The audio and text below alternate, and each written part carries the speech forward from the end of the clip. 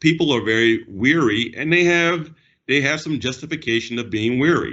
I look for protection from Allah. I believe the Muslim community has experienced, in general, has tasted this before, because when you look at Muslims, the community in general, we are also, I would say, predisposed to believing conspiracies in general. Some of them may be real, some of them, just might be far-fetched, baseless, because we've been the victim of that for a long time. When you would see, I remember growing up, you would see how Muslims are characterized in the media. We're like, we're not like this, so you have this inherent distrust because of these official government institutions because of that. And I think also one thing for us as a Muslim community, generally speaking, historically, obviously, we see that there has been a evolution of how they have been oppressed over the years, right? Before it was open, right? So with slavery and all of these other things, it was very open. Then you have these Jim Crow laws where it starts now becoming more subversive. You know what I mean?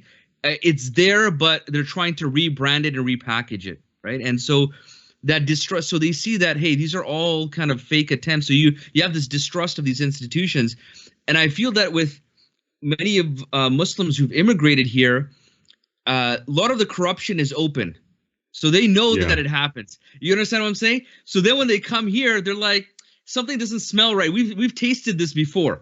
We've tasted this corruption before. And so now, like, because we're aware of this and we understand this dynamic, how does the community now help themselves during this process? Because no doubt, because you're going to get right now, for example, in America, you're getting conflicting reports about what to do, what not to do, right? There's so many experts. We know generally now, yes, we should be socially distancing and what, but there's still a fair amount of confusion. There's a fair amount of conspiracy theories out there. So what would your advice be of how should a Muslim based, armed with our principles, deal in this type of chaos? Well, I think a lot of it just goes back to istiqamah, about being upright and having integrity. And when the people trust certain people, and they know people of having good character and being upright, then these are the people that can carry the message to the grassroots. It's not the media, it's not the politicians, it's people in the grassroots that have to reach out to the broader community. And I'll give you a prime example right now, is that the whole issue of vaccines. Many people in the community right now are saying, if they come up with a vaccine, I'm not going to take the vaccine.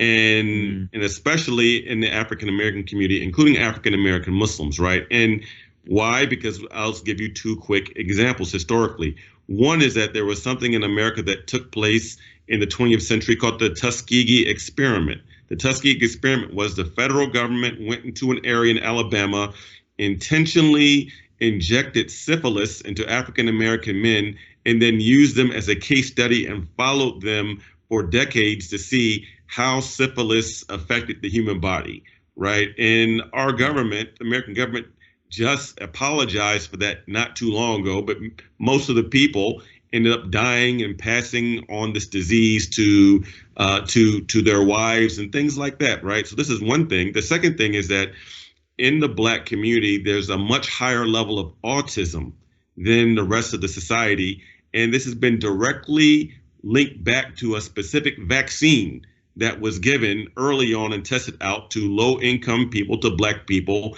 that then caused a higher rate of autism, right, amongst Black kids from people from a certain economic level. So people bring up these examples to say, well, if they come out with the coronavirus, the COVID-19 vaccine, I'm not going to take that. Let white people take that first. Like, I'm not going to take that stuff. Or like, what scandal game does Bill Gates have of trying to like put out a COVID-19 vaccine and put it in Africa, like other stuff, right? So people are very weary, and they have some justification of being weary, right? So it's up to us to, on the one hand, not dismiss those real concerns and anxieties that have real historical precedents, but at the same time, to try to talk people through the process in terms of the best practices of keeping themselves and their family and the community at large healthy.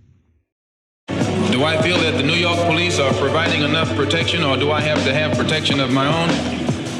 I look for protection from Allah.